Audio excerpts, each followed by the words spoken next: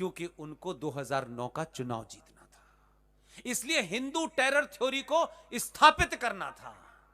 इसलिए जो लड़का वहां से आया था उसके हाथ में कलावा बांधने की राय आपके लोगों ने दी थी। वो तो तुकाराम का भला हो, उस महान आत्मा का भला हो। इसलिए मैंने कहा कि इस किस्म की जो घटनाएं घटती हैं वो चमत्कारिक होती हैं, लेकिन आपको चमत्कारों पे जिंदा समाज नहीं रहता है कि तुकाराम ने उसे जिंदा पकड़ा और 24 गोलियां उसने उसके सीने में उतार दी, लेकिन कसब को जिंदा पकड़ लिया। अगर वो जिंदा नहीं पकड़ा जाता तो हिंदू टेरर की थ्योरी स्थापित कर दी जाती।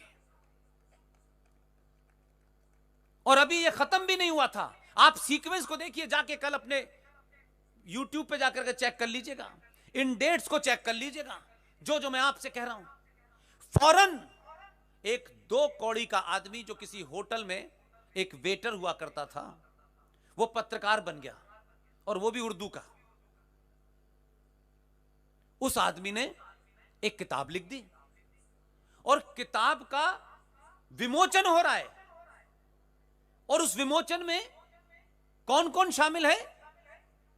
महेश भट्ट, दिग्विजय सिंह, मौलाना मदनी, कृपा शंकर, और उस राइटर का नाम जानते हैं क्या था? अजीज बरनी। और किताब का टाइटल क्या था? 26/11 आरएसएस की साजिश। यह किताब का टाइटल था। किताब लिख के तैयार थी, खट से छाप दी। देश में बहुत सारे ऐसे लोग हैं जो एंटी हिंदू, एंटी सनातन नैरेटिव को तत्काल लेके चलाना शुरू कर देते हैं, और बहस इधर होने की जगह आरएसएस पे चली गई है, तो आरएसएस का हाथ है इसमें। और साबित करने की कोशिश की गई, क्योंकि चुनाव जीतना था। अनफॉर्चुनेटली वो लोग चुनाव जीत गए, और 2014 से पहले वो ये समझ गए थे कि 26/11 ने 2009 का चुनाव जिताया है, 2013 का नहीं जिता पा रहे। इसलिए जाते जाते एक ऐसा जघन्य अपराध हुआ है जो आपको सबसे ज्यादा मालूम होना चाहिए। और आपसे बार बार कोई कहता है कि आप गुजरात बहुत जाते हैं। मैं कहता हूं कि गुजरात वाले सुनते भी हैं और उस पर अमल भी करते हैं, इसलिए जाता हूं। अगर ये रोशनी मुझे गुजरात में नजर आती है तो मैं आपके गली गली गांव जाने के लिए तैयार हूं। इसलिए मैं कह रहा हूं, हमारे यहां, हमारे समाज में कोई अपनी अच्छी चीज आसानी से देता नहीं किसी को, बड़ी मुश्किल से देते हैं हम। अगर पेन भी कोई आदमी मांग ले तो आदमी खड़ा रहता है, पता नहीं वापस करेगा कि नहीं करेगा। आप इतने महान लोग हैं, बहादुर लोग हैं, राष्ट्रवादी लोग हैं कि आपने तो 15 साल तक एक आदमी को डॉक्टर बनाया, उसे सर्जरी सिखाई। आपने कहा गुजरात की सर्जरी हो गई, अब तुम दिल्ली जाओ। आपने दे दिया। कोई देता है अपनी चीज? इसलिए मैं आपसे मानता हूं, आपसे बार बार कहता हूं, आपको यह बीड़ा उठाना पड़ेगा, क्योंकि आप इस बीमारी को अच्छाई से समझ गए हैं, और आप उस बीमारी का इलाज करने के लिए बार बार डॉक्टर बदलते हैं। पार्टी नहीं बदलते, आप डॉक्टर बदलते हैं। इसलिए देखा देखी, इसलिए दुनिया में आप ही मिसाल बनने जा रहे हैं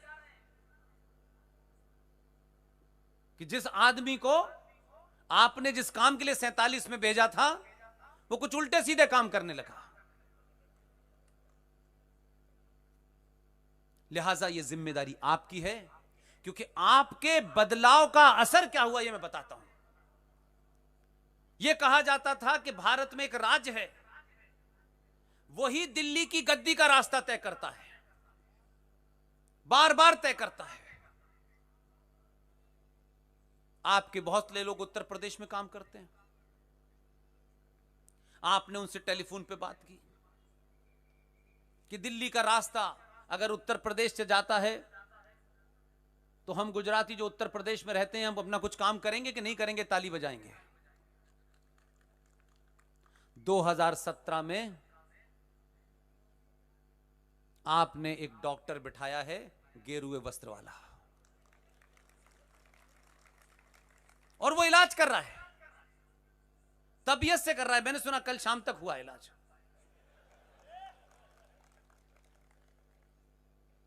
मैं इसलिए आपसे कहना चाहता हूं कि जिस मुद्दे पे मैं आना चाहता हूं कि 2000 में उनको पता, 2013 में पता चल गया था कि सत्ता में लौटने वाले नहीं हैं, क्योंकि वो शुरू में इसको यही समझ रहे थे कि कुछ गांधी जी जैसा होगा, थोड़ी बहुत बातें करता है, क्या फर्क पड़ता है, थोड़ा कुछ दिन में हम पार्टी के लोगों से मिलकर इसको निपटा देंगे। 2013 में भारत की संसद में भारत राष्ट्र के खिलाफ एक बिल पास होकर कानून बन गया। अब अगर मैं राष्ट्रवादियों से पूछ लूं तो उनको बुरा लग जाएगा। वो इस बात से खुश नहीं होंगे कि कम से कम कोई आदमी ईमानदारी से बात कर रहा है, उसके साथ खड़े हो जाएं, लेकिन उससे भी नाराज हो जाते हैं। इसलिए मैंने कहा कि मैंने नाराजगी की चिंता नहीं की किसी की, मैंने नहीं चिंता की, न मैं करता और न मुझे किसी को जवाब देना। मुझे जवाब भारत राष्ट्र के मान्यताओं वाले लोगों को देना है और किसी को नहीं देना।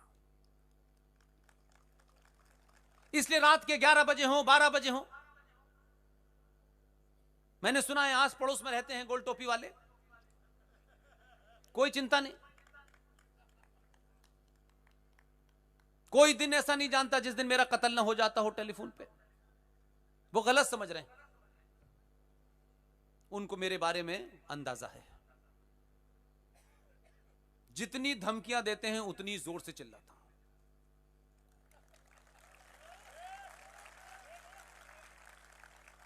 और वो इस बात से परेशान नहीं है कि 1400 साल पहले क्या हुआ था और किताब में क्या लिखा है और कौन से सूरे में क्या लिखा है और कौन से आयत में क्या लिखा है, इसकी चिंता नहीं है उनको। आपको इतना डराया गया कि आप जो सच के ठेकेदार हैं, सच बोलने की बात का प्रोपेगेंडा करते हैं, आप उनके बारे में सच नहीं बोल पाते। आप भगवान राम के ऊपर तो उंगली उठा देते हैं, सीता के चरित्र पर उंगली उठा देते हैं। ऐसा क्यों किया, ऐसा नहीं करना चाहिए था। लेकिन जरा वो जो हैदराबाद वाला पूछता है कि ये सीता कहां कहां गई थी, इस लहजे में, इस बदतमीजी से, इस अपमान भरे शब्दों में वो पूछता है, लेकिन आप नहीं पूछ पाते। सीता जी जहां गई थी वहां से वापस आ गई। जरा उनकी 13 थी, उनकी